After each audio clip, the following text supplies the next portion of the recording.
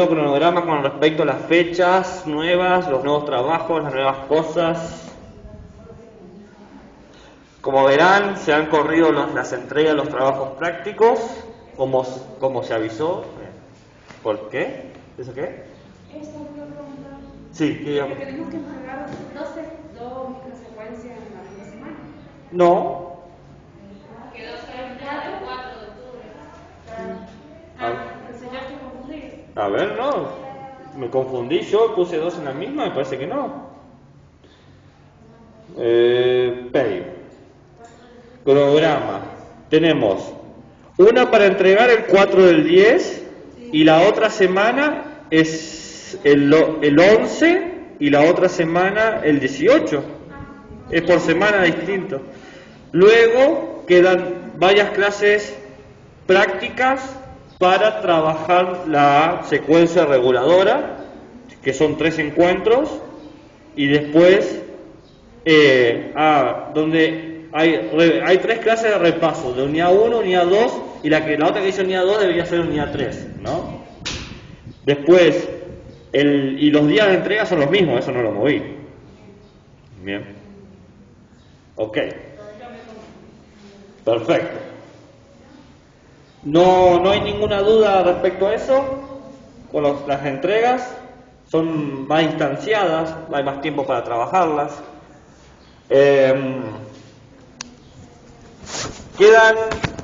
Nos quedan 2 clases sobre esta unidad, ¿no? La unidad de los derechos.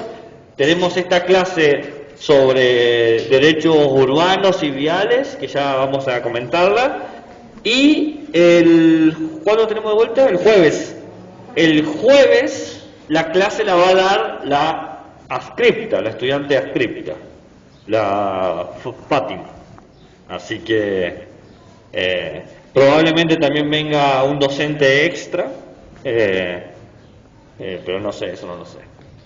Así que bueno, tenemos por un lado hoy la clase sobre derechos viales, urbanos, etcétera, y el jueves la clase sobre derechos ambientales, y terminaríamos la unidad 2 y ya habrá que empezar la unidad 3, y cuando te quedas dar cuenta se acabó todo. En un momento lo pensé, les juro que lo pensé seriamente, sumar trabajos prácticos. No lo hice. ¿Lo hice? No lo hice. Pero lo pensé porque originalmente puse pocos trabajos prácticos porque había poco tiempo presencial. Pero cuando se pensó el programa prepandemia, ¿no? El abuelo de este programa, por así decirlo, había un trabajo práctico por tema. Es decir, uno para dilemas morales, uno para derechos urbanos, uno para derechos humanos, otro para derechos del niño, ¿no? Uno para cada uno. Tiene su pro y contra. El pro es que terminás aprendiendo el tema, no hay forma de que no lo aprendás. El contra es que un trabajo por semana. Me sentí tentado, pero dije no, vamos a mantener el contrato, ¿no? Así que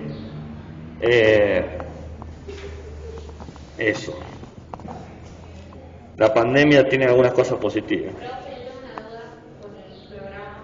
Dígame. En la unidad 3 dice 2 veces desarrollo de la secuencia regular, o sea, distintas fechas. ¿Eso es para hacer nosotras? ¿La secuencia didáctica? El cronograma, sí, acá en clase. Presenciales o de práctica. Claro, Ajá. exactamente.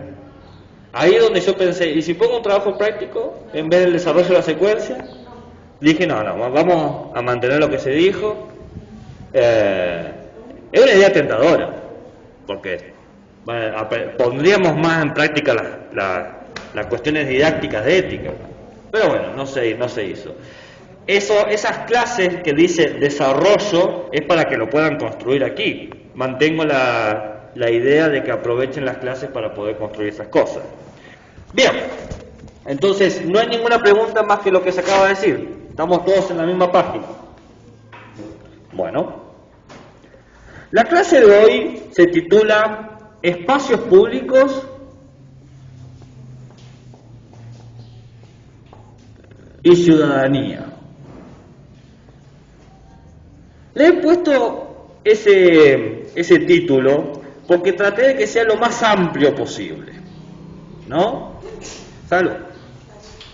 La cuestión que yo quiero responder aquí, o la que me interesa aquí, es el hecho de hablar de algo que es propio ya de los lineamientos curriculares del área, donde nosotros tenemos que formar a los estudiantes para que puedan moverse en términos urbanos, es decir, saber cruzar la calle, reconocer el funcionamiento del semáforo, ponerse el cinturón de seguridad, etcétera, etcétera, etcétera, ¿no? Eso es, de alguna manera, muy específico, muy determinado, una pequeña parte de una cuestión que en términos cívicos es más amplia y más relevante. Digamos que la práctica de reconocer el semáforo, los colores o cómo cruzar la calle es la manera de especificar este gran problema sobre los espacios en donde nosotros podemos movernos de forma pública, ¿no? Lo público es aquel lugar al que todos nosotros, por nuestra condición de ciudadanos y de sujetos de derecho, tenemos el permiso, la habilitación de movernos, de circular por ahí, y que también, por lo tanto, tenemos la responsabilidad, porque es parte nuestra, es una posesión. Nuestros impuestos, en teoría, se invierten para que los espacios públicos estén funcionando, y nosotros también tenemos que contribuir al cuidado de esos espacios. ¿Qué sé yo? No ensuciar, no romper, etcétera. ¿Bien? La parte de ensuciar, no romper, lo vamos a dejar un poco para la clase de los derechos ambientales, de cómo cuidar el ambiente. Acá es un poco más entender cómo funciona y qué se espera del espacio público y cuál es nuestro papel en todo esto. Entonces, lo primero que se trae es un problema que abarca áreas mucho más amplias que el problema cívico. Es un problema, es una cuestión que tiene un aspecto arquitectónico o urbanístico, ¿no?, de la construcción de la ciudad. Tiene un aspecto sociológico de cómo nosotros nos comportamos y nos definimos, que es algo que nosotros mencionamos en la segunda clase, que es la relación entre la ciudad y el ciudadano. Esto no se agota simplemente en cuestiones políticas cívicas, sino que tiene una cuestión también proyectual, urbanística y social, porque la ciudad se construye, la ciudad es material, no hay una ciudad de ideas, o las ideas de las ciudades también tienen un asidero en el concreto, en las calles, en las veredas, ¿no? La ciudad está construida. Entonces, volvemos a esa vieja definición o a esa idea que habíamos presentado de que el ciudadano tiene que ver con un estatus, con un estado en el que nosotros tenemos derechos y deberes, ¿no? Derechos y deberes. Habilitamos a ciertas situaciones o a ciertas posibilidades en donde vivimos. El ciudadano tiene ciertas potencialidades que puede desarrollar o fortalecer que otros ciudadanos no tienen. Nosotros, qué sé yo, como ciudadanos podemos acceder a ciertos servicios públicos que otros individuos de otros países no pueden acceder o tendrán que ir a sus propios países, ¿no? La ciudadanía te da derechos y deberes en un territorio específico, ¿no? Aquí.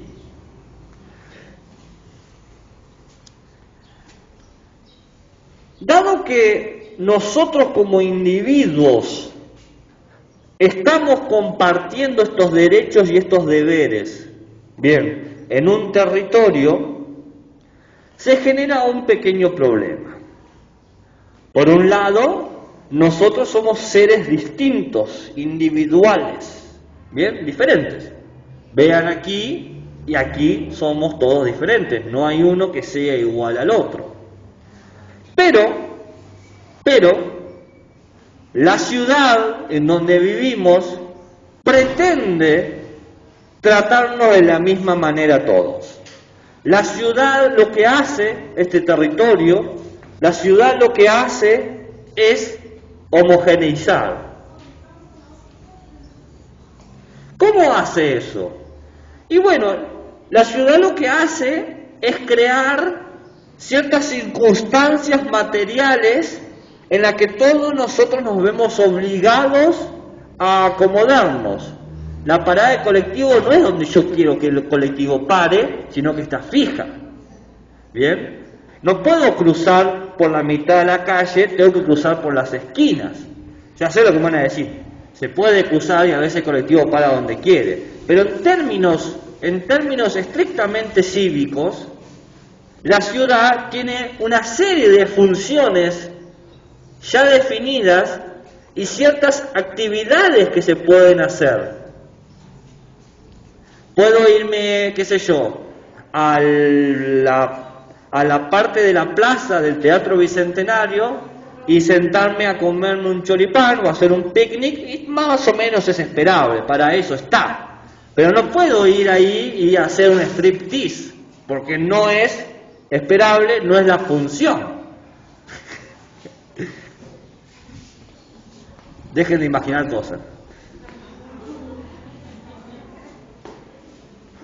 Entonces, yo puedo ir, por ejemplo, puedo caminar por la vereda, que es la parte que como peatón me pertenece, pero no puedo caminar por medio de la calle, por la de Estados Unidos, que está aquí, frente a la terminal, diciendo qué está pasando por acá. No puedo. Entonces, se genera una cierta situación de tensión. La sociedad es heterogénea, es diferente, pero la ciudad quiere homogeneizar. Somos todos distintos, pero la ciudad quiere forzar a que nos comportemos de manera idéntica. ¿Entienden lo que estoy diciendo? Eso genera una tensión, genera un problema, porque no siempre queremos actuar de la misma manera que todos. Es importante tenerlo en cuenta. ¿Pero por qué hace esto la ciudad? Bueno, porque la ciudad, la idea de ciudad es que trata de sostener la igualdad. La ciudad tiene un fin político-jurídico que es garantizar materialmente la igualdad, que somos iguales, que todos tenemos acceso a los mismos servicios, que todos podemos desarrollar las mismas actividades. ¿Bien? Esa es la idea de la ciudad.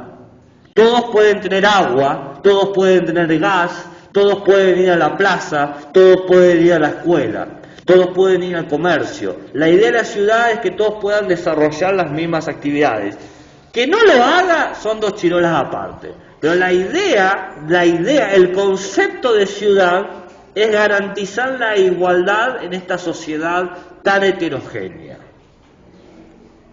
Básicamente lo que quiere hacer es reducir las diferencias, normalizar la sociedad, que toda la sociedad más o menos actúe de la misma manera, que sea esperable, que si vos ves una persona no se va a acostar en medio de la calle o en medio de la vereda, que sea esperable que la persona camine, circule, que un auto no va a detenerse, sino que va a moverse. Eso es lo normal. ¿Por qué se hace esto? ¿Por qué esta cuestión de la igualdad, esta cuestión de normalizar? Bueno, porque de alguna manera la ciudad es como la autorrepresentación de la sociedad. Si la ciudad funciona bien, es porque la sociedad está funcionando bien. Si la ciudad funciona mal, es porque la sociedad hay algo que no está haciendo bien, ¿no? Hay una íntima idea de la ciudad y el ciudadano. Recordemos que la palabra ciudadano es literalmente el que vive en la ciudad. Entonces, las cuestiones de los derechos urbanos y públicos y el problema de la educación vial atañe a algo que es realmente relevante para la cuestión cívica, que es cómo nos representamos nosotros como ciudadanos, la autorrepresentación. Vamos a respetar a los demás, vamos a pasar por encima del otro, vamos a burlarnos la gente, vamos a actuar sin que nos importen. ¿Cómo vamos a proceder? Representación. Entonces, la ciudad pretende cumplir tres cosas.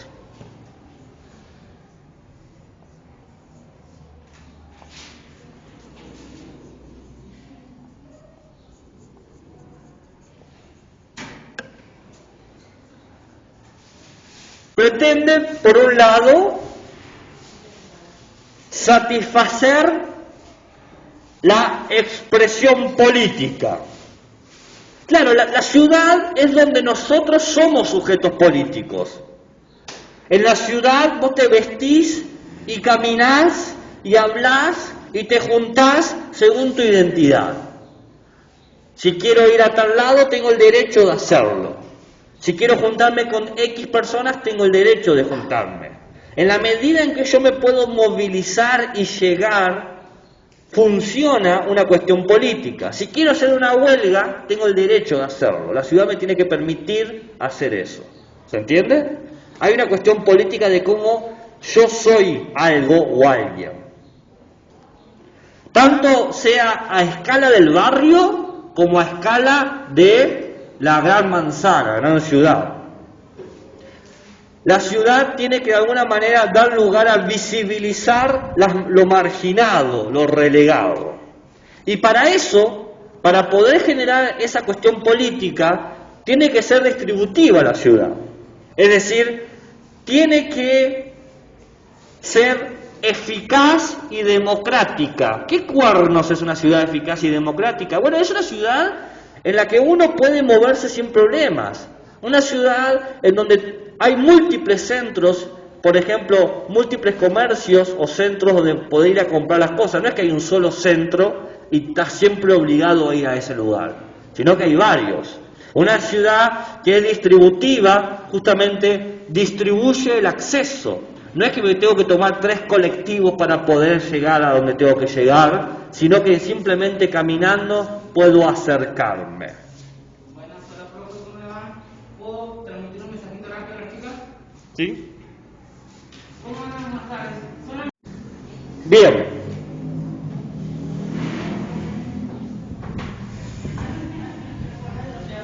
Una ciudad distributiva permite que nosotros nos movamos con facilidad, que no sea difícil llegar. Ahora pregúntense qué tanto les cuesta a ustedes llegar a los distintos lugares y se pregunten qué tan distributiva es la ciudad. Y una ciudad integral tiene la infraestructura y los equipamientos necesarios para que nosotros vivamos del mejor modo posible. No es que hay barrios sin gas o barrios sin luz, sino que todos los barrios tienen gas, tienen luz, tienen agua, tienen electricidad, tienen calle pavimentada, tienen farolas, tienen plazas, tienen centros de salud, ¿no? Una ciudad integrativa garantiza que todos sus ciudadanos puedan satisfacer sus derechos. Distributiva es que puedas ir a los lugares importantes o que los lugares importantes vayan hacia vos. Integrativa es que estén los edificios o que esté la infraestructura. Ahora, todo esto está muy lindo en papeles, pero todos nosotros sabemos que la ciudad donde vivimos no cumplen ni siquiera uno de estos 3 requisitos. La ciudad no te representa. ¿No sentís que la ciudad sea construida para vos? porque la ciudad en términos políticos tiene que ser construida para vos, para tus necesidades.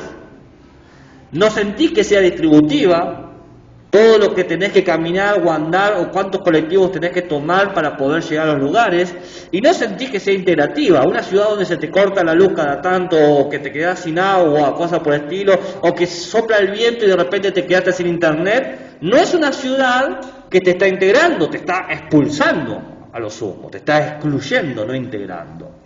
Esta situación donde la ciudad tiene una función y no la cumple, tiene un nombre. Se llama la paradoja urbana. ¿Por qué la paradoja urbana?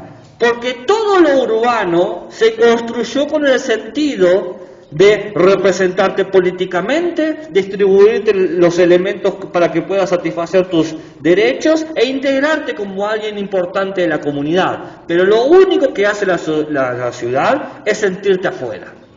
Sentir, esta ciudad no me representa, o no representa a otros, y por lo tanto no integra a todo el mundo.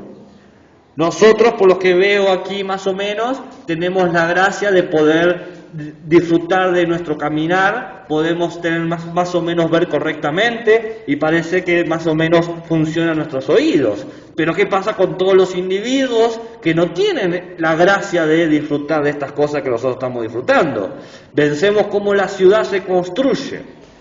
Y fuera del problema de tener o no tener las funciones de ciertas partes del cuerpo, ¿cuántas veces hemos sufrido cortes de luz, cortes del agua, la dificultad de la conectividad, etcétera? Entonces, la ciudad, que debería de alguna manera integrarnos, mostrarnos el mejor funcionamiento, la mejor representación de nosotros, no nos representa, no nos integra. Eso se llama la paradoja urbana. La ciudad, en realidad, se ha convertido como un espacio residual, donde la mayoría de nosotros somos el resto y solamente un pequeño grupo de la población disfruta el 100% de estas tres cosas. Los que disfrutan de esto son gente que de repente tienen un estatus económico por muy superior de la media y que no casi están fuera de la propia ciudad porque viven en barrios privados, etcétera. Entonces, lo único que pueden disfrutar de los bienes de la ciudad son gente que viven de una manera fuera de lo público, en lo privado, y de alguna manera ni siquiera nos representan. Entonces, hay una verdadera cuestión acá. No nos sentimos adentro.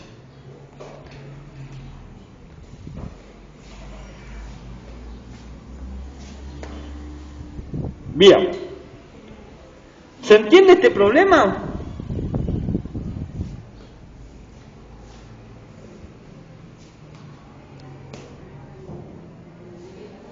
¿Puedo borrar?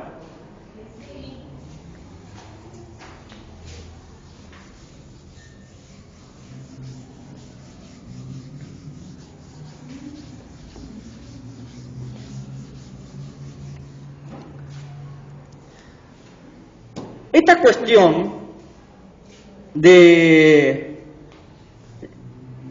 las falencias de la ciudad para cumplir sus objetivos cívicos, y que cuando se construye algo en realidad es como una simulación o un aparentar de que se están satisfaciendo las necesidades. Por ejemplo, hacer una ciclovía que dure solamente 10 cuadras a la redonda, o poner rampas para acceso de sillas de ruedas solamente en lo que está dentro del círculo de la circunvalación. Es decir, esta cuestión de que inclusive las soluciones son a medias y por lo tanto no son sistemáticas ni planeadas, ha generado una cuestión que trasciende nuestra ciudad. La mayoría de las ciudades tienen este problema. Esto no es un problema solamente de San Juan o un problema solamente de Argentina. Es un problema que opera a nivel mundial, que es el problema de planificar la ciudad. Planificar la ciudad para sus ciudadanos. ¿Quiénes van a vivir ahí y qué necesitan. ¿Cómo podemos de alguna manera preparar estos espacios para que nosotros como individuos reconozcamos el sentido de ese espacio y nuestras responsabilidades sobre ese espacio y los derechos que habilita ese espacio? ¿Entiendes lo que digo? La ciudad debería crear X espacio donde nosotros rápidamente identifiquemos para qué es ese lugar, ¿bien? ¿Qué responsabilidad tenemos con ese lugar y qué derechos ganamos con ese lugar? Que quede claro, que no haya dudas. Te ponen una plaza nueva y vos tengas que saber inmediatamente que esa plaza es o para divertirse o es un ciclo de gimnasia, como a veces hacen. O sea, que se sepa quién es, cómo y de qué manera uno es partícipe de ese lugar. ¿Se entiende?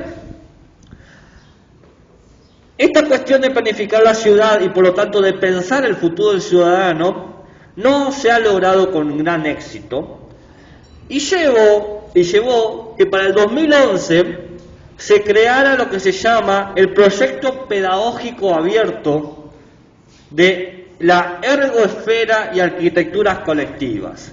Ergo, esfera, ¿no?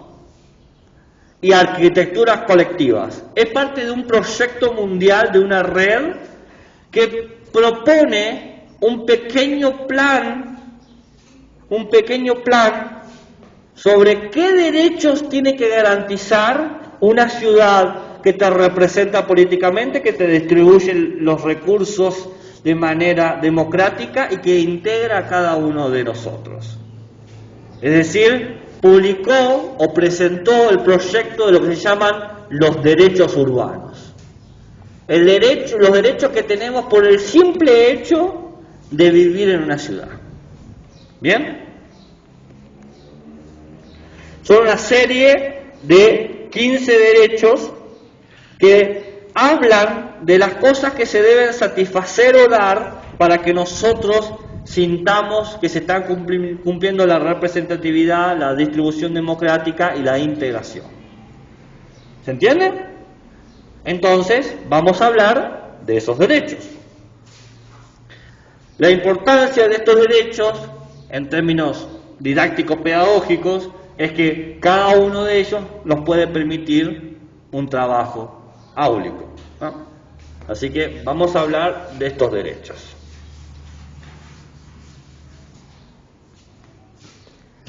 En primer lugar está el derecho al lugar.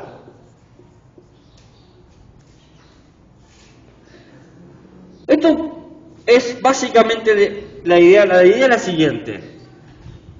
Tendríamos que tener el derecho de vivir en el lugar donde se dan nuestras relaciones sociales significantes, es decir, donde trabajo, tengo el derecho de tener cerca mi hogar, para no tener que tomarme 40 colectivos.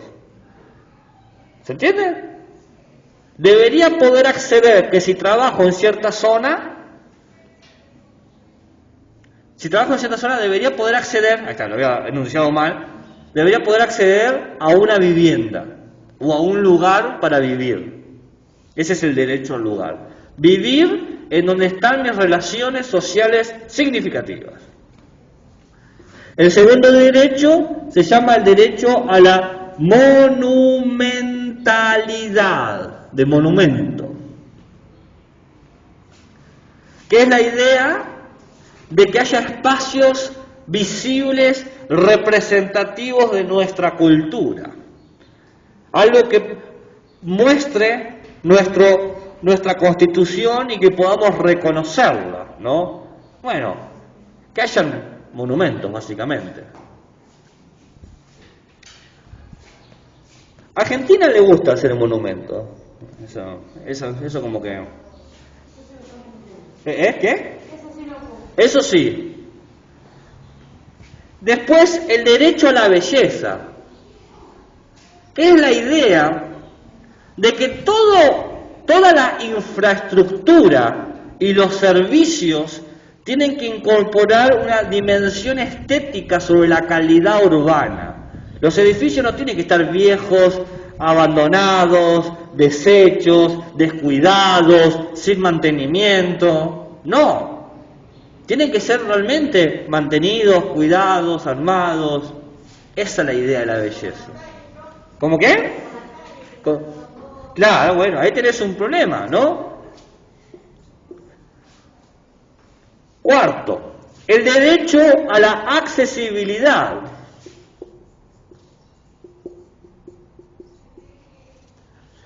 La ciudad tiene que estar organizada de tal manera, qué sé yo, barrios, ciudades, etcétera, que permita facilitar las relaciones sociales y la movilidad.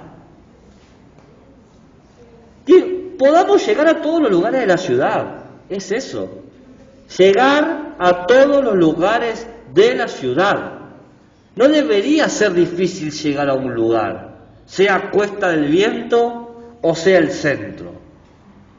Debería ser sencillo, porque es todo parte de lo mismo.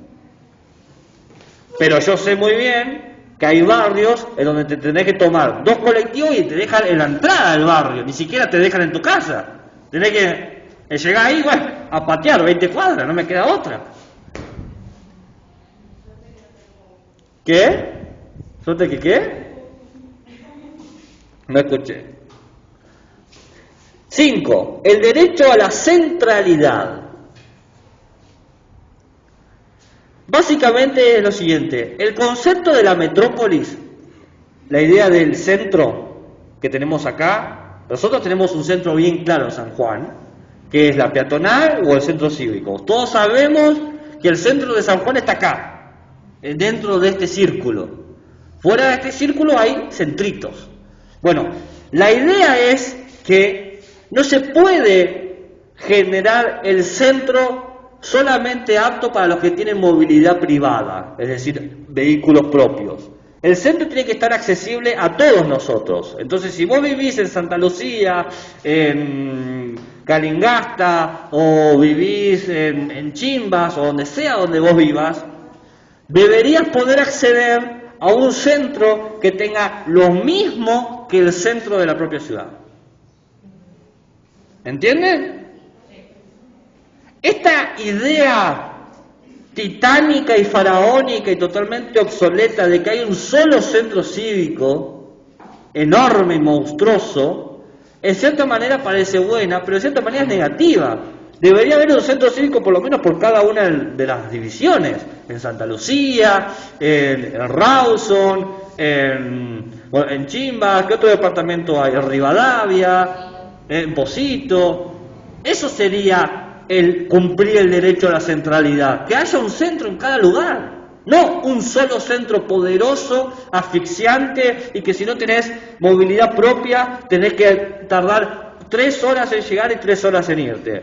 La gente que vive lejos y tiene que hacer trámites se tiene que levantar a las malditas 5 horas de la mañana para poder llegar tipo 7 u 8 y sabe que se pierde el día. Dice, el día que yo tengo que hacer un trámite es un día perdido, no es algo que yo hago en 10 minutos, porque otra gente que vive en el centro lo hace en 10 minutos. Voy, presento y me fui.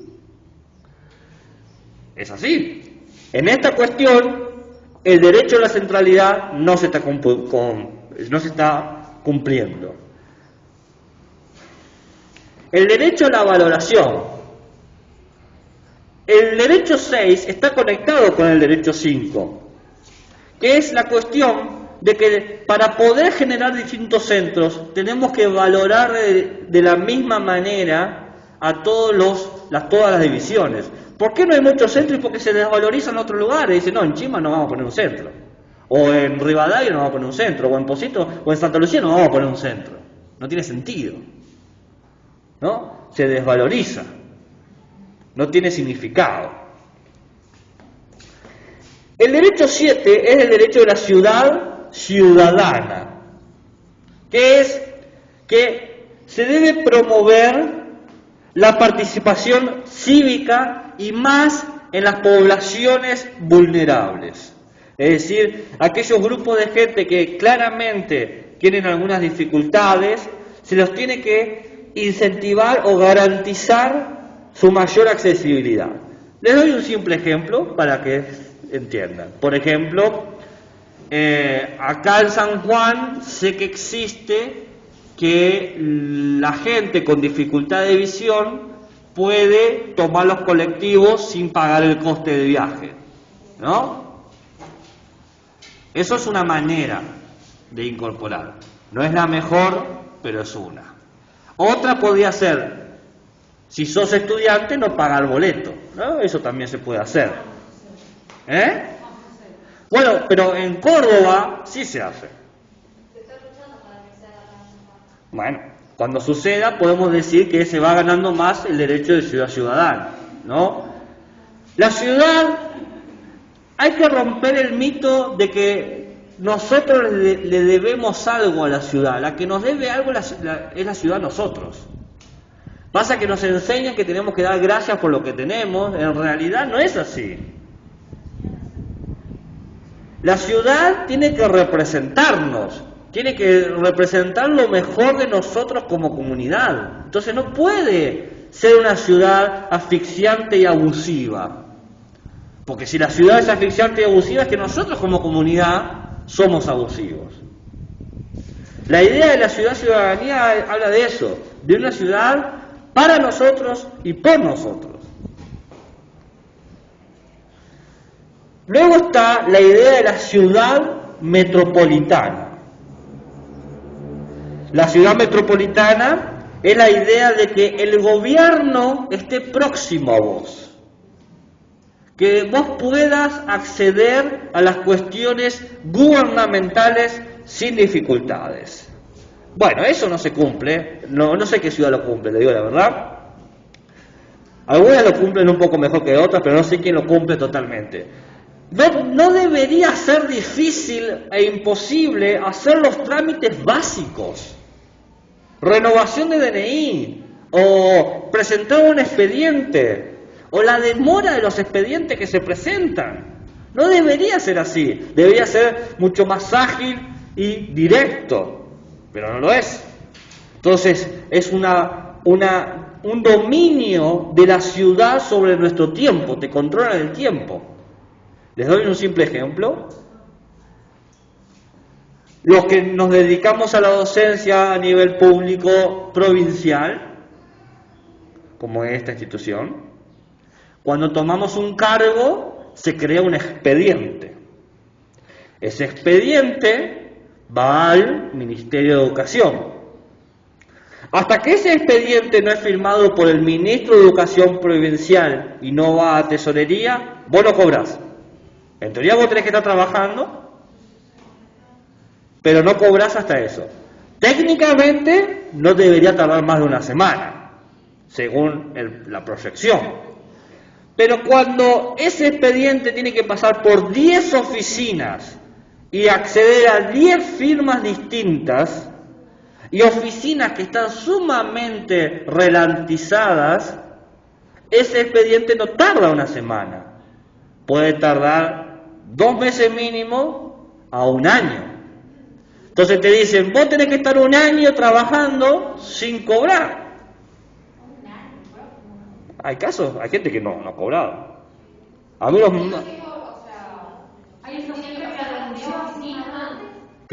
¿Cómo decís? No puede saltarse, necesita 10 firmas. Eso no es una ciudad metropolitana que agradece tu tiempo, te manipula el tiempo. Vos estás en un estado de espera viviendo del aire, y así como no hace cosas, todos los que han aplicado una beca, todos los que han pedido algún papel importante, rara vez lo tienen de forma inmediata. El gobierno no está a tu servicio, sino que vos estás al servicio del gobierno. Eso es lo que se quiere romper con este derecho. Después, el derecho a la tecnología. Bueno, todos los barrios y viviendas deberían tener la tecnología suficiente. Por ejemplo, hoy en día ya hay que dejar de dar vueltas, el Internet tiene que ser parte de un servicio público, no tiene que ser solamente privado. Porque no existe grupo social o trabajo que prescinda de eso.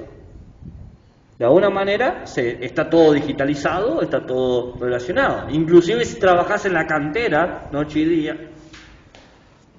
tus expedientes son digitales. Tus ¿cómo se dice? Tus recibos de sueldo son digitales.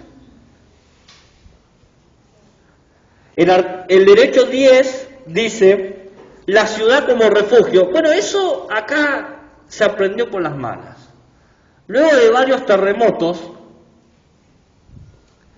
se empezó a pensar en las construcciones futuras que tengan no solamente características antisísmicas, sino que hay ciertos lugares que funcionan como asilo si hubiera o si hubiese un desastre natural o una emergencia. Sabemos que hay ciertos edificios pensados y preparados para albergar gente, ¿no? ¿Cómo cuáles? ¿Eh? ¿Cómo cuáles? El Centro Cívico es uno y varias escuelas grandes. El estadio, ahí tenés otro, sí. El 11 es el derecho a la seguridad. Bueno, los espacios públicos tienen que estar protegidos y uno se tiene que sentir seguro. Bueno, eso, no creo que falte dar ejemplos de las inseguridades de nosotros, más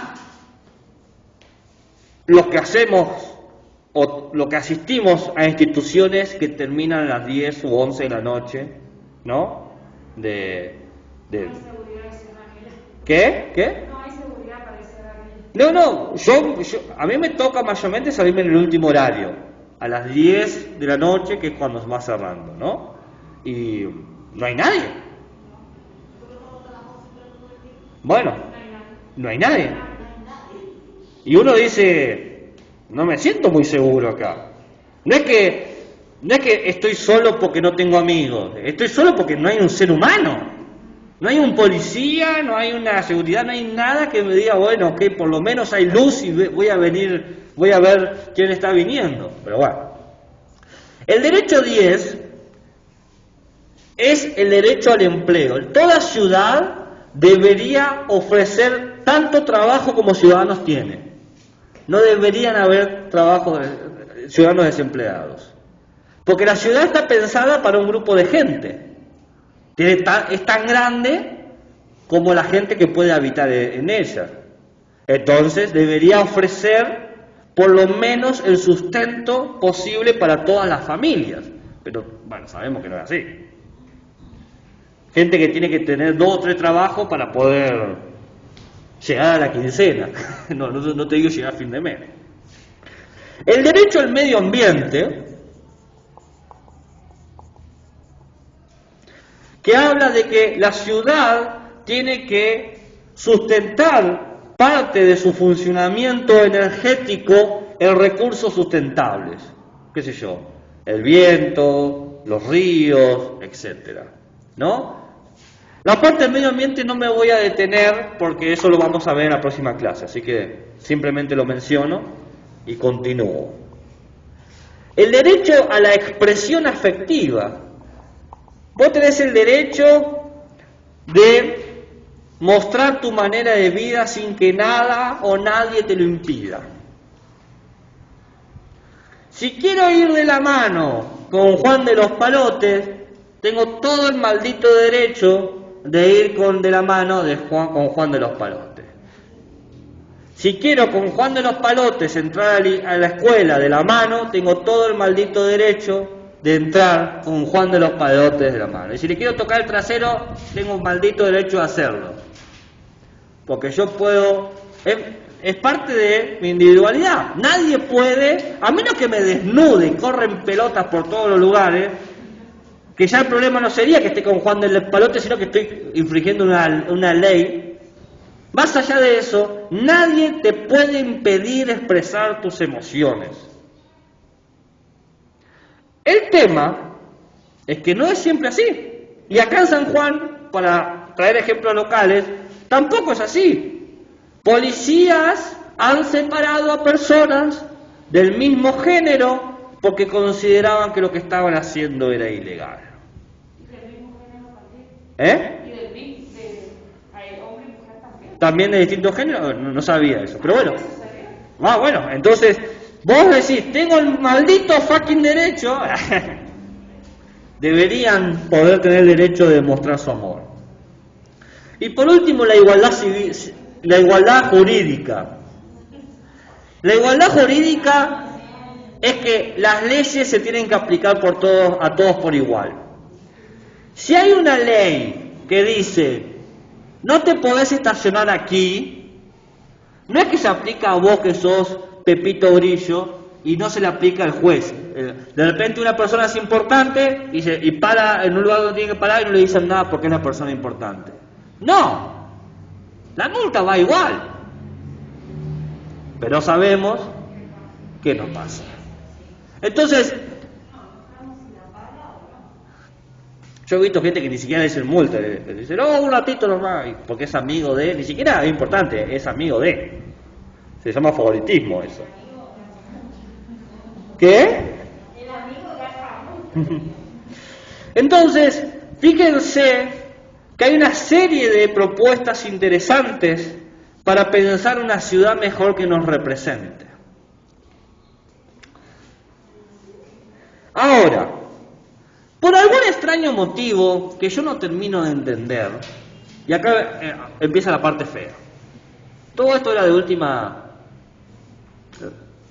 la parte conceptualmente curiosa. El Ministerio de Educación de la provincia de San Juan determinó que los estudiantes de inicial y primaria tenían que aprender en primer lugar lo primerísimo, no todo esto que les estoy diciendo, sino la educación vial, es decir, cómo moverse. Por lo tanto, me veo obligado a explicarles cómo moverse. ¿Entienden? Eso es una de las cosas que en el inciso de educación vial, los lineamientos curriculares de la provincia, creo que los últimos son del 2018, deja bien en claro que lo único y primordial, relevante, significativo, necesario, importante, etcétera, es la educación vial. Así que voy a hablar de la educación vial.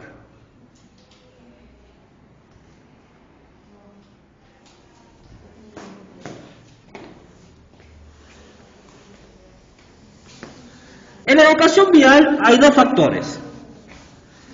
En la educación vial hay dos factores. El Estado, ¿no?, que tiene que ocuparse de que los caminos funcionen, de la señalización, de los controles. ¿Bien? O sea, caminos, señales, controles, sanciones a los que rompen lo que quieren los infractores. Y el ciudadano tiene que tener una actitud cultural de respetar todas estas normas.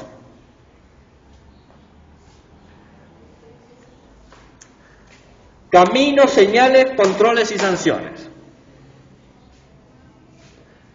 Como nosotros estamos formando futuros ciudadanos, y la primerísima forma que tiene el ciudadano de acceder a la ciudad es moviéndose en ella, se entiende que lo primero que hay que enseñarle al ciudadano es cómo moverse en ella.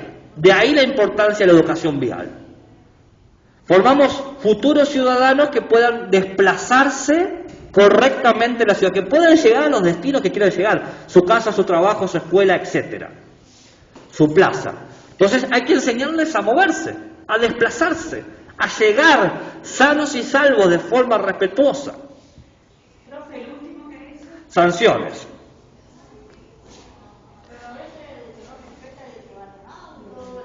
Bueno, de eso vamos a hablar ahora. Eso ya vamos a hablar ahora.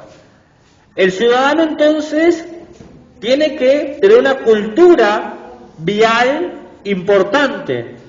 ¿Cómo se accede a esa cultura? Bueno, aprendiendo lo que se llaman las normas de tránsito.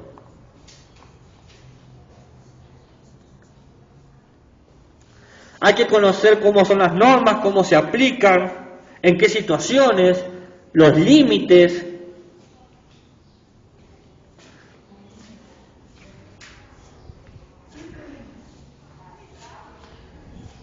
Nosotros tenemos que enseñar a nuestros estudiantes esto que tiene un carácter claramente ético-cívico, porque hablamos de normas, pero hablamos de unas normas particulares, las normas de tránsito, ¿no? Lo que es normal hacer. Entonces, lo primero que se aprende en esta cultura vial es un hecho que compartimos todos por ser ciudadanos y por vivir en una ciudad. Todos somos transeúntes. Transeúntes. Gente que se mueve, que transita. El transeúnte es el que transita, el que circula, el que se desplaza. Todos nos desplazamos, circulamos, nos movemos de alguna manera, de algún lado hacia cierto lado. Ustedes no aparecieron ¡pop! Por aquí, llegaron de alguna manera.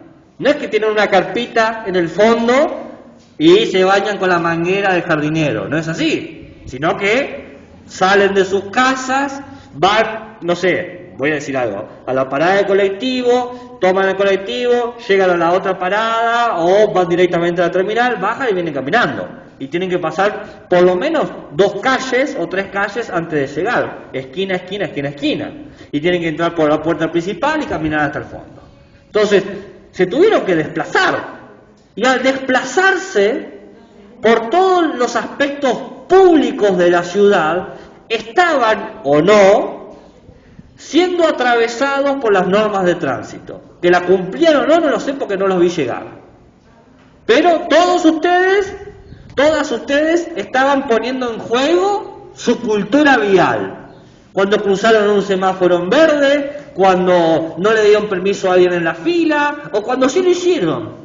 Estaban poniendo en juego su manera de representarse en la ciudad mediante su forma de desplazarse. La forma en que nos desplazamos también supone la forma en que respetamos al otro. Le damos el paso cuando le corresponde, le permitimos funcionar, no le permitimos funcionar, etc. ¿Cedemos el asiento, no cedemos el asiento? Bueno, todas estas cuestiones que suponen la circulación son los problemas de educación vial. Y esto es lo que tenemos que enseñar nosotros, ¿no? La importancia del transeúnte como peatón, como pasajero, como conductor. ¿Se entiende? Entonces, lo primero es distinguir, bueno, la idea de peatón, la idea de pasajero y la idea de conductor. Punto 1.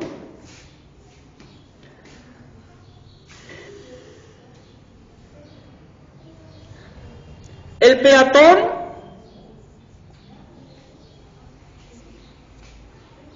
somos todos nosotros los que nos desplazamos de a pie o en silla de ruedas o muletas a través de las calles y las veredas.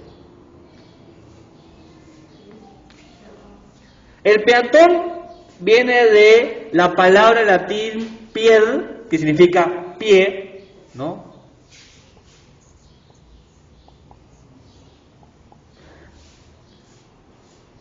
Y que habla de desplazarte con los pies. Hasta 1933 no existía la vereda como tal, como concepto. Sí, había pequeños espacios, pero no existía la vereda. En 1933, en la Carta de Atenas, que se firmó ¿en dónde? ¿Dónde se firmó la Carta de Atenas? En Atenas, muy bien. La Carta de Atenas, que se firmó en Atenas, Grecia, estableció que el carril por el cual los peatones tienen que circular son las veredas. Es decir, al peatón se le puso un lugar, la vereda. Y ese es nuestro lugar. ¿Por dónde te desplazás? Por la vereda. El lugar del peatón es siempre la vereda. ¿Qué? Bueno, cuando pasa un ciclista, un motociclista o alguien que no es peatón por la vereda, está invadiendo un espacio. ¿Y el que te vende la vereda? El que te vende la vereda también está invadiendo porque no es un lugar de venta. La vereda, la calle, estos dos lugares son lugar de tránsito, de circulación. Nada puede estar fijo ahí, salvo pequeños momentos, por ejemplo, el semáforo en rojo, etcétera, ¿no? Pero nada puede detenerse. No te puedes quedar así 2 horas, es imposible. Bueno, se puede hacer, no se debe hacer. Después está el pasajero. Mayormente nosotros relacionamos el pasajero con transporte público, colectivo, por ejemplo. Puede ser taxis también, trolebuses, trenes, tranvías, telecabinas, metros. Pero también puede ser pasajero en el propio, ¿cómo se llama? En un vehículo. Está bien, ya vamos a hablar del tema de los vehículos privados, ¿no? Pero por ahora, la idea de pasajero tiene que ver con alguien que paga una tarifa para poder desplazarse en un lugar, ¿no? Mayormente esa tarifa es menor. ¿Se retira? Bien. ¿Te puse la asistencia? Bien, listo. Mayormente el boleto del pasajero es menor que si vos fueses el propietario. Recién aparece la idea de pasajero en Argentina en 1850 con los primeros tranvías a caballo. Y recién en 1880 en Argentina se empieza a hablar de rutas definidas. ¿Para qué? Para los colectivos y los tranvías. Es decir, vos tenés tu ruta por la cual podés moverte y vos ya sabés, si me tomo el tranvía A, me va a llevar a tal lugar, si me tomo el tranvía B, me va a llevar a tal otro lugar. Esta idea que es tan común para nosotros recién surge en 1880. Un dato menor, así como, fíjense, estos años que yo les traigo, también puede servir cuando hagan secuencias, por ejemplo, cuando hablan sobre ciertos momentos históricos y les toca hablar de la independencia o la evolución, pueden agregar ejemplos de esto en X momento. Aparece la idea del transporte público a través de lo que se llama el tranvía a caballo. Eran grandes carrozas tiradas por caballo y vos pagabas para poder entrar a esa carroza. Y en 1880 se crean las rutas. Tenías el tranvía de caballo, qué sé yo, verde, y sabías que iba de tal lado a tal otro. El tranvía a caballo azul, ¿no? O B, o 1, no sé qué nombres tenían. Pobre caballo. Y por último está la figura del conductor o del chofer. El conductor o el chofer es una persona que está capacitada para conducir cierto mecanismo de dirección. Bien, un vehículo a motor que puede llevar personas, mercancías, animales. Se dice que la palabra chofer viene de la palabra francesa, que no sé cómo pronunciarla, así que la voy a castellanizar, chauffeur, que significa calentador en francés, que eran como la gente que tiraba carbón a las locomotoras. Se dice que la palabra chofer viene de ahí, no se sabe. Ahora, el conductor, el chofer, no es un peatón que tiene un vehículo, es otra cosa. Sube de nivel porque sube de sus responsabilidades. Tiene más responsabilidades el chofer que el peatón, por una simple diferencia. El conductor tiene una máquina que puede, si no se la maneja con cuidado, generar accidentes. Por lo tanto, tiene mayores deberes, mayores responsabilidades. En choques y accidentes de conductores con peatones, el primero que tiene responsabilidad es el chofer. Por más que vos seas un gil que pasó por la mitad de la calle.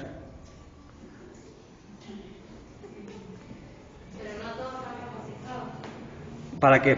¿Para ser humanos o qué?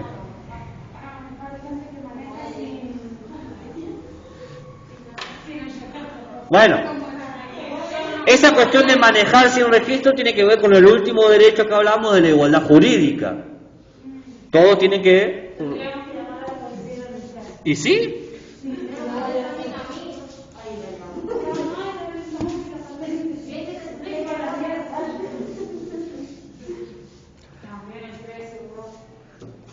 ¿Qué? ¿Por qué? ¿Cuánto está? Y yo tengo que sacarme y sale sentir con el curso y un montón de cosas. Ay, Y prepararse para alguien que no trabaja es mucho. y bueno, habrá que caminar. No, pero yo ya me estoy recogido por una ventaja cristiana, No, no parar. Es para que se lo quite. porque de aquí va a salir. Tanto conductores como peatones tienen que conocer las señales viales. Señales viales. Hay 4 tipos de señales. Las prescriptivas o imperativas, las preventivas, las informativas y las transitivas. Vamos a hablar un poco de cada una. Después, cuando les pase la clase, les voy a pasar todas las malditas señales, es decir, todos los tipos de carteles que existen. Preventivas, dice el 2. Prescriptivas, preventivas, informativas y transitivas. Ahí explico cada una, ¿bien? Pero estamos hasta acá, me van siguiendo. ¿Entienden por qué estoy hablando de esta educación del tránsito y todo eso? Porque sé que empecé con la ciudad y la paradoja y ahora estoy acá. Pero bueno, ¿se entiende el camino que se ha realizado?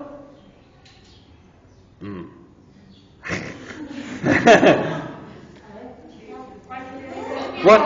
Es necesario para que el ciudadano aprenda circular en la ciudad. Bien, sí. Ok.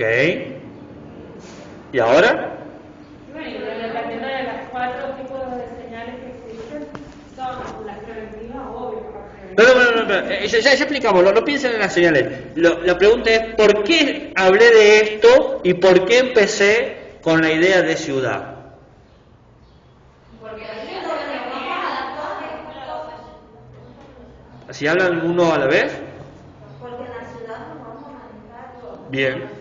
Ok, sí. ¿Y allá qué dijeron? ¿Y ahí? Reflejadas todas las señales y todo lo demás. Sí. Ok, bien. La idea es la siguiente. Todos vivimos en la ciudad. Somos todos diferentes. La ciudad quiere igualarnos. Está bien que nos quiere igualar porque quiere que tengamos todos los mismos derechos y las mismas responsabilidades. El problema es que si bien nosotros aceptamos el intento de la ciudad para igualarnos, la ciudad no está cumpliendo con sus deberes, no está siendo políticamente representativa, no está siendo distributiva con los servicios y no nos está integrando. De ahí hablamos de la importancia de que la ciudad tenía que cumplir por lo menos 15 derechos urbanos. Esta idea de los derechos urbanos es una manera de protegernos a nosotros o de defendernos a nosotros como un tipo de ciudadano en particular. El ciudadano que camina, el ciudadano de a pie. ¿Han escuchado esa frase una vez? La persona de a pie, la persona que se mueve por la ciudad. Bueno, todos nosotros somos eso. Todos nosotros pasamos por plazas peligrosas, todos nosotros tenemos que hacer grandes trayectos, todos nosotros alguna vez nos quedamos sin luz, todos nosotros sentimos que nuestros derechos no se cumplen. Ahora, podríamos hacer una educación vial que sea sobre estos 15 derechos, pero el Ministerio de Educación de la provincia consideró que lo único que había que hacer hincapié era en la cuestión del tránsito. De ahí que yo presento el problema de la ciudad Y de todos esos 15 problemas, me detengo en solo uno. Porque a ustedes como docentes, según los lineamientos curriculares, les van a pedir que puedan enseñar términos viales. Pero como yo considero que la ciudad no es solamente entender las señalizaciones, sino que la ciudad es un todo más complejo, me tomé el atrevimiento o la justificación de mostrarles todo el camino anterior.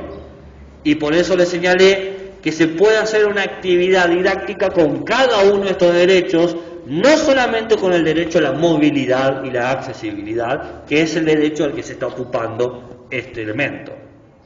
¿Se entiende? ¿Queda más claro ahí?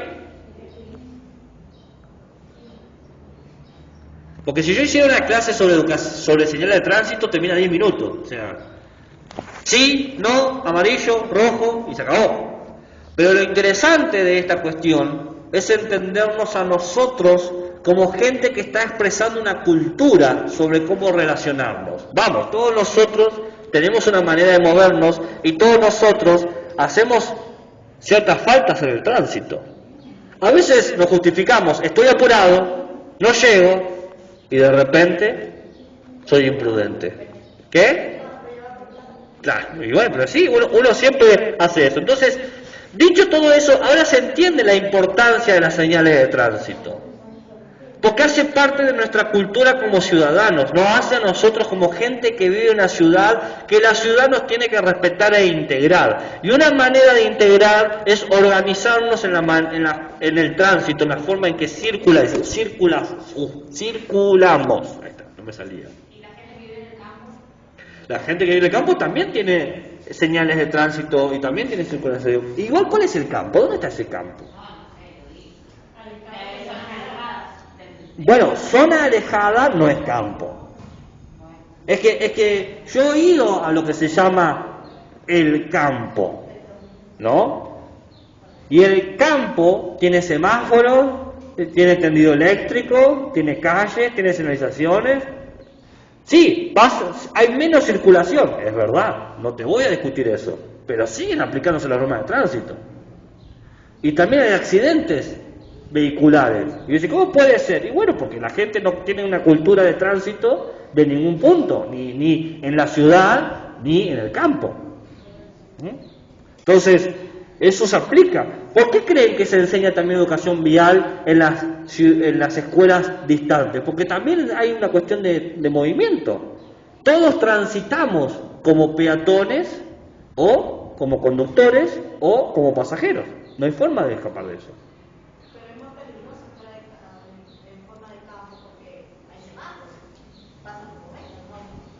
No entendí. Como usted dice que en todo ahí, pero acá en la ciudad nosotros tenemos semáforos.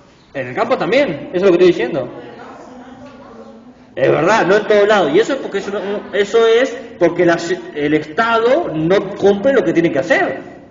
Pero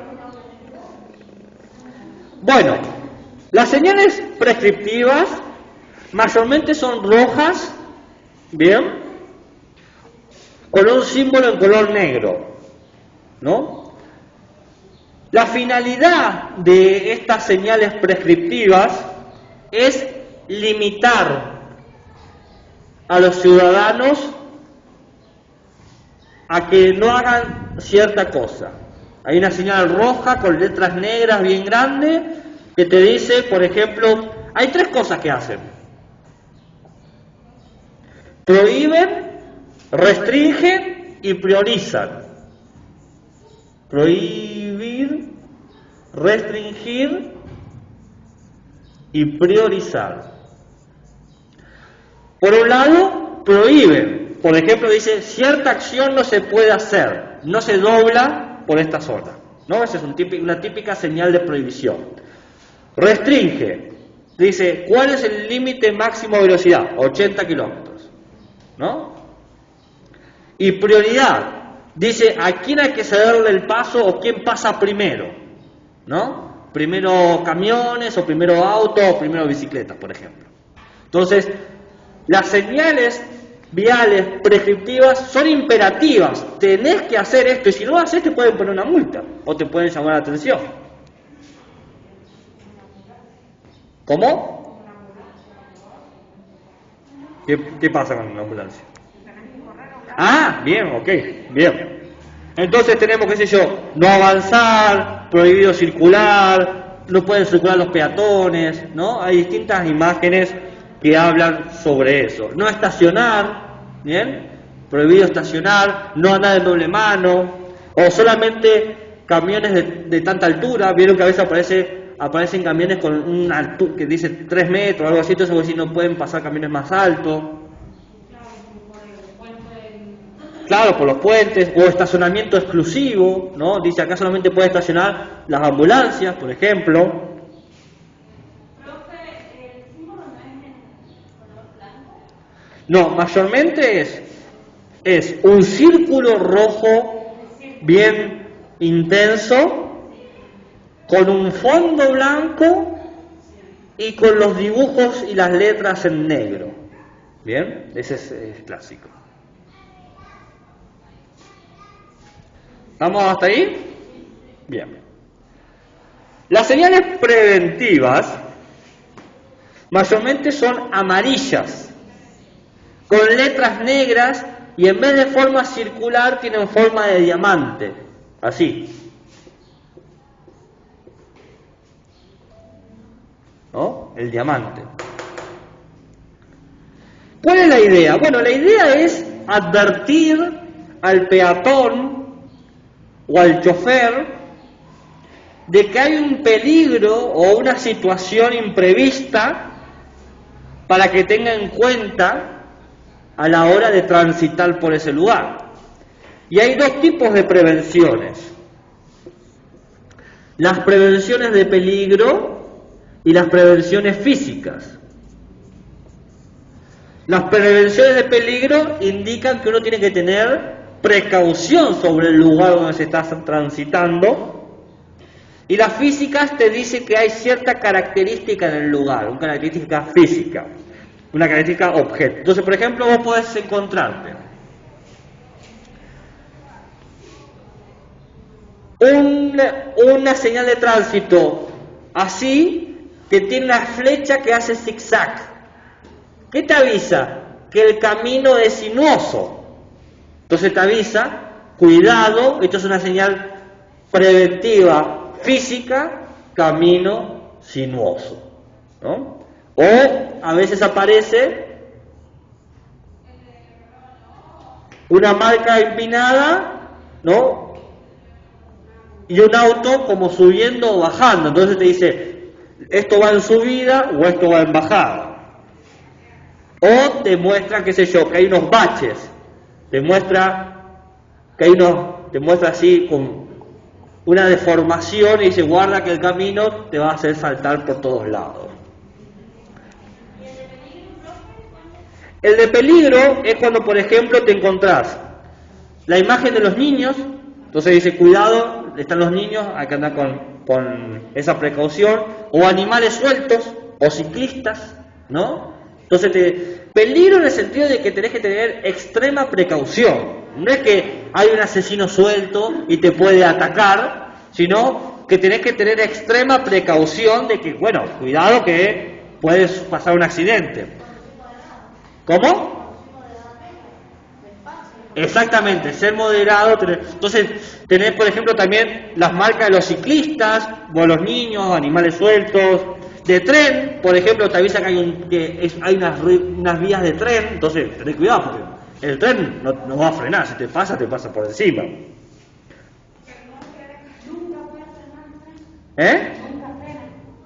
Es que el tren tiene tal fuerza que por más que intente frenar, no va a llegar a parar. Tendría que estar frenando unos minutos antes y cuando ya no sirve eso. O sea.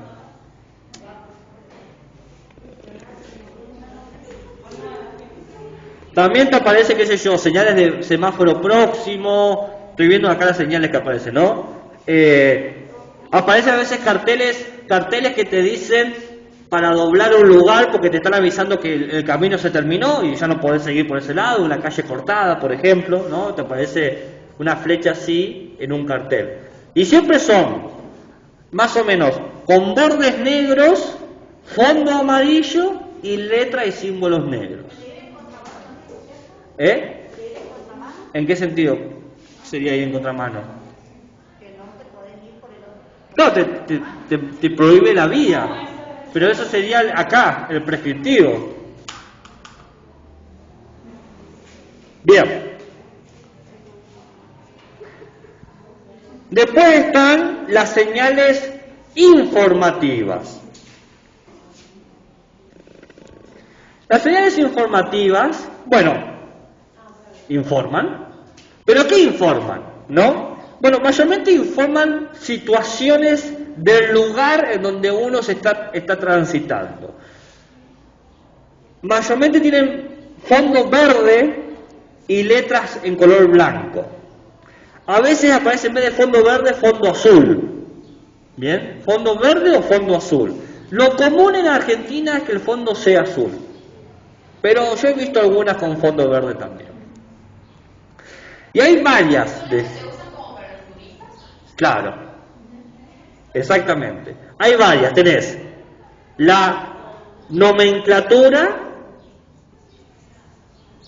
la de característica y la de información. Entonces tenemos la de nomenclatura, que te dice, por ejemplo, la altura y el nombre de la calle. Te dice Estados Unidos, tanto, ¿no? O te dicen a tantos kilómetros, estación de servicio. ¿Bien? Siempre las nomenclaturas te hablan de distancias y de alturas respecto a un lugar. ¿Se entiende? ¿Qué? No entiendo lo que decís. La primera, ¿qué dice? Nomenclatura se llama.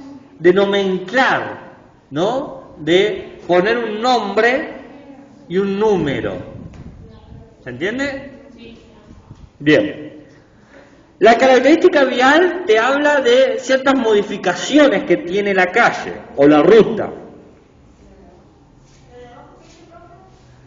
Nomenclatura, característica e información. Por ejemplo, una idea de características es que te dice comienzo de ruta nacional, o comienzo de ruta provincial, o comienzo de autopista. ¿No? Eso te dice característica de la ruta, entonces vos sabés qué opera en ese lugar. Porque no son las mismas leyes y las mismas normas viales en ruta provincial que en ruta nacional. Por ejemplo, en las rutas nacionales, las jurisdicciones ¿cómo es? Gendarmería. Y en rutas provinciales, las jurisdicciones de la policía. Son dos jurisdicciones distintas. Y son dos tipos de delitos o de quebrantamiento de tránsitos y normas de tránsito distintas. La tercera, la información turística, la tercera es de información turística y de servicios. Te da información útil, seas conductor o peatón, ¿de qué? ¿Qué sé yo? Una estación de servicio, un teléfono público. Bueno, ya no existe estaciones de teléfonos públicos, ¿no? Ya no, eso no existe más. Pero de restaurantes, antes existían, ¿no? Pero ahora deberían haber estaciones, qué sé yo, de carga de celulares o de wifi libre. Entonces te dice, qué sé yo, Poner una monedita. bueno, por eso, ¿sí? Bares, hoteles, camping, balnearios, puestos sanitarios, servicios mecánicos. Entonces vos mayormente te encontrás un rectángulo con fondo azul, con un cuadrado, qué sé yo, blanco, y de repente tenés la imagen de una cruz y vos sabés que en esa zona hay un hospital o un puesto de salud, ¿no? No, la del hospital no es roja. ¿Eh? La del hospital no es fondo blanco y la cruz es roja. No, estamos hablando de la información que te dice que en esa zona hay un puesto sanitario. Lo que yo había dicho recién de la prescriptiva es solamente puede estacionar ambulancias, ¿ok? que eso es distinto. Profe, y las que están en circunvalación arriba también es información, como... Claro, salida A o cual cosa, son información. Bien, y las últimas, las señales transitorias, mayormente son de color naranja con imágenes en negro, y no siempre son carteles, pueden ser conos o vallas. ¿Vieron que los conos son siempre naranjas? ¿Y qué hacen? Bueno, lo que hacen estas señales es advertir de un cambio, de una construcción o un mantenimiento que es momentáneo. Quizás dure un par de horas o quizás dure un par de meses. ¿Bien? Te avisa de que en esa zona, por un periodo, va a haber ciertas cosas no esperables o que son esperables, pero que después van a dejar de estar. Por ejemplo, vos no esperás encontrarte un montículo de tierra en la calle, pero quizás te ponen un par de cosas y se están haciendo una construcción ahí, ¿no? Un operativo. Muy bien, claro. Y decís, libre soy, libre soy. Entonces te aparece, qué sé yo, hombres trabajando o personas trabajando, desvío, carretera, están los conos, tambores. A veces te ponen tambores con luz, los menos sofisticados te ponen un tacho con fuego, pero bueno. ¿Qué? ¿Qué haces vos?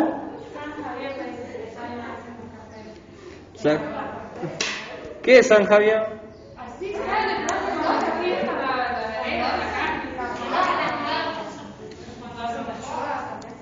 Bien.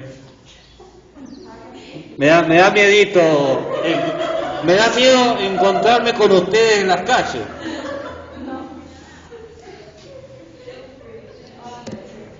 Bueno,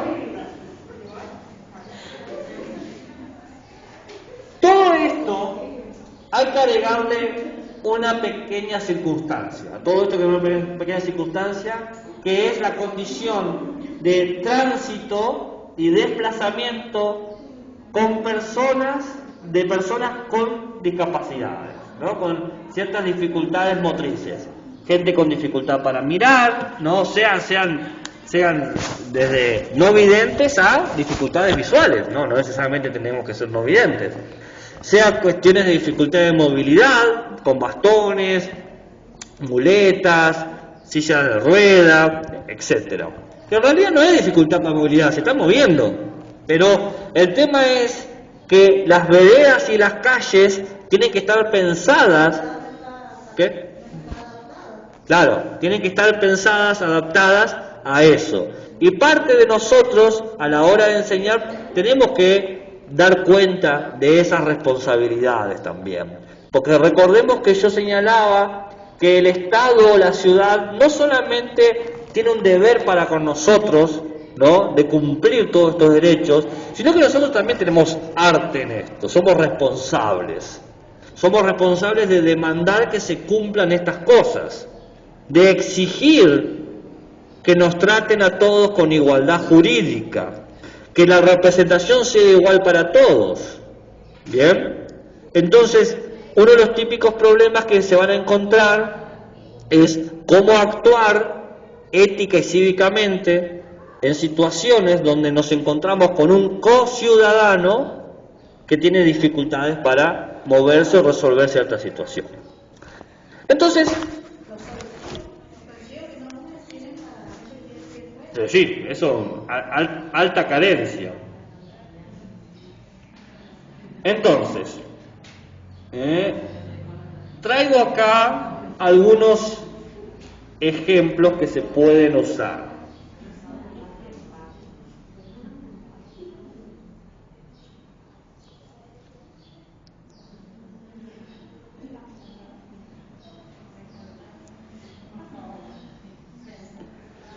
Una cosa que podemos hacer en Paint es como una escala o un avance de las habilidades motrices y al mismo tiempo normativas. Primero podemos hacer, por ejemplo, caminar entre obstáculos, ¿no? Simplemente eso, siguiendo quizás ciertos colores. Cuando ves rojo, gira a la izquierda, cuando ves azul, gira a la derecha, lo que sea. Simplemente eso. Usar ciertas señales de colores, no siguiendo esta estructura, sino simplemente identificar que los colores tienen un símbolo con la idea de tránsito y de moverse, ¿no? Después podemos complicarlo un poquito más. También caminar entre obstáculos, quizás ya siguiendo colores, y quizás le podemos agregar el hecho de desplazarte según las señales que te da alguien. Si la persona te dice seguir avanzando, tenés que seguir avanzando. Si te dice girar a la derecha, tenés que seguir a la derecha.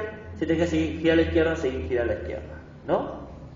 Eso habla un poco también de las corresponsabilidades, del desplazamiento, ¿bien? Y desarrollar la motricidad. Pero identificás las cuestiones motrices con las cuestiones de la educación vial.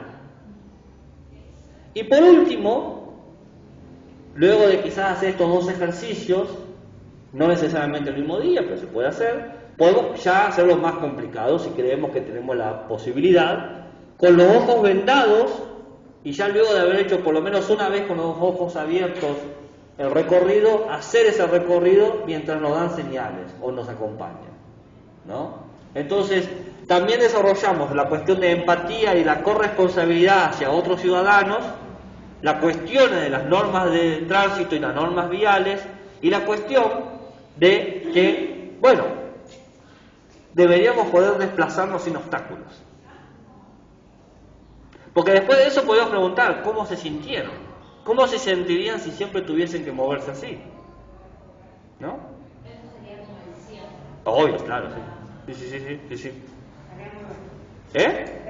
Sí, estas son pequeñas propuestas que siempre hago, sí. También se podría hacer que un niño haga como que en silla de ruedas y que el otro lo ayude. ¿Cómo? No entendí lo que dijiste. ¿Un niño qué? Hacer el circuito, pero que también involucre que un niño pueda ayudar a otro con silla de ruedas. Bueno, también sí, un carrito quizás, no tiene que ser nada. Yo sí, el del ojo vendado por recursos nomás, con una tela lo resolviste, ¿no? Pero sí, se puede hacer claramente eso.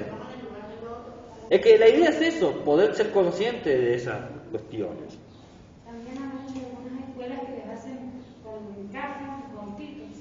Bueno, claro, es verdad eso. Se generan recorridos, ¿no? Y juegan a que son conductores, respetando las normas de tránsito, los caminos, los semáforos.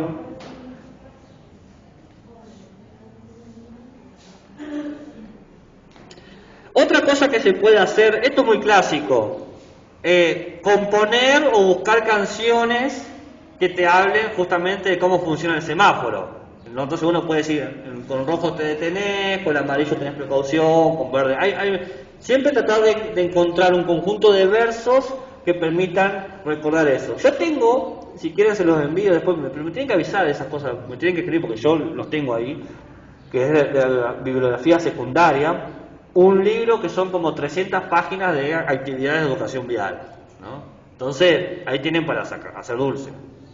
Para PEI, directamente es para inicial, no es para primario, solamente para el nivel inicial. Y tiene varias cosas interesantes, otras no tanto, otras como que son súper obvias, pero otras que dicen, bueno, no está tan mal.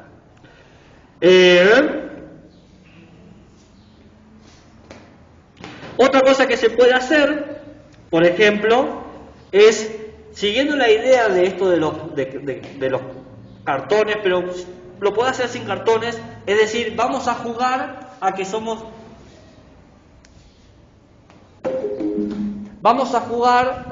autos.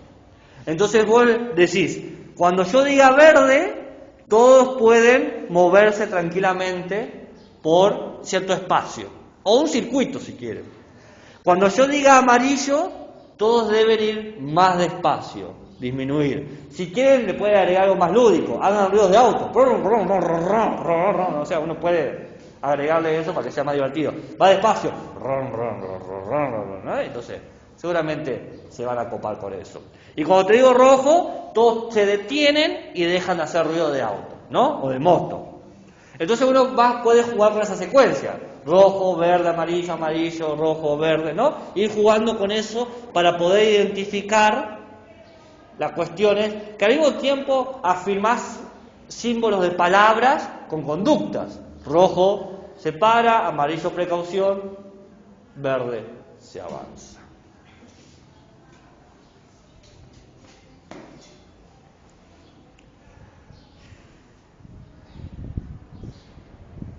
Este está bueno, se llama distracciones.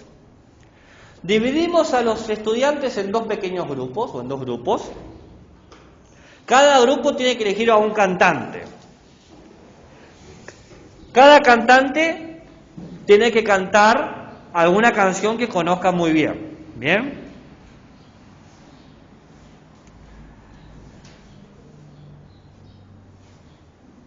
Entonces, cuando el cantante de un grupo empieza a cantar, qué sé yo, ¿qué canción de infantes podemos cantar? Puedes cantar. El chuchuá, no, ya no se canta mal el chuchuá. Alguno de Violeta, no sé. El auto de papá. Bueno, el niño o niña canta eso. Mientras canta eso, el otro grupo tiene que cantar otras canciones. ¿Cuál es el tema? Es a ver si logra terminar la canción sin desconcentrarse, sin distraerse. Y luego se hace lo mismo. El primero que termine la canción de forma completa gana o lo que sea. La cuestión es decir, una vez que se hacen ese pequeño ejercicio, digan, bueno, cuando cruzamos la calle o cuando nos movemos por lugares, tenemos que hacer como los que estamos cantando. Hay mucha gente que hace ruido, hay mucho ruido, pero tenemos que concentrarnos en lo que estamos haciendo. Porque uno cuando cruza la calle está los camiones, la gente, los colectivos, los autos, pero vos tenés que concentrarte de cruzar por la esquina, de moverte por los lugares que tenés que circular. Entonces es un ejercicio de concentración que luego lo podemos trasladar, qué sé yo, a una plaza, o un lugar, o un espacio. Si no da para salir, nosotros podemos crear un pequeño circuito con cinta de papel, esa cinta adhesiva. Uno puede tranquilamente hacer un esquema y gastaste 50 pesos y te hiciste un pequeño recorrido. Otra cosa es ver videos de actos imprudentes o prudentes o fotografías y ver por qué es imprudente. Por ejemplo, alguien manejando así, ¿no? ¿Les parece que...? ¿Qué? Sí, cuidemos nuestras vidas, que eran re trágicos. Sí. Ese que decía, no, siempre. Sí, exactamente. Otra cosa que se puede hacer, y esta es quizá la última que les digo, es hacer una pequeña excursión. Pero esta excursión supone cierta preparación. Ya hemos hecho algunas clases de educación vial y podemos ir y que en la plaza, por ejemplo, y que presten atención a los peatones y vean qué peatón actúa bien en términos viales y qué peatón no actúa bien, ¿no? Y que puedan decir qué está haciendo mal X persona o X persona. Por ejemplo, caminando y enviando mensajes de texto. Y si quieren pueden ir un poco más. Se puede hacer antes de ir, qué sé yo, una actividad de crear un cartel o un panfleto donde te aparezca, qué sé yo, un celular tachado y del otro lado que diga peatón, poné atención al tránsito, no uses el teléfono al caminar, ¿no? Y ahí también desarrollas un poco la lectura y escritura. Es una frase muy sencilla que pueden aprender a escribir y hasta generas una cuestión de compromiso. Son los niños y los niños que están dando pequeños panfletos a lo que ven que están caminando y escribiendo con el celular. Entonces hay una cuestión de compromiso con la comunidad, con la cuestión del respeto a los espacios públicos, ¿no? Y así tenemos como una propuesta mucho más integrativa que cubre más allá de la educación vial, se basa en la educación vial, pero cumple estos derechos que yo le estaba mencionando anteriormente, ¿no? Habla de las necesidades, los accesos, la movilidad, la representatividad, ¿no? Es mucho más integral que simplemente aprender a cruzar la calle por la esquina, que es importante, pero no es lo único. ¿Entienden? Bien. ¿Alguna duda? ¿Alguna pregunta? ¿Algún interrogante? ¿Un comentario? ¿Un insulto? ¿Qué les parece esto? ¿Están de acuerdo? ¿No están de acuerdo? ¿Les parece una pérdida de tiempo? ¿Han escuchado estupideces pero como esta nunca?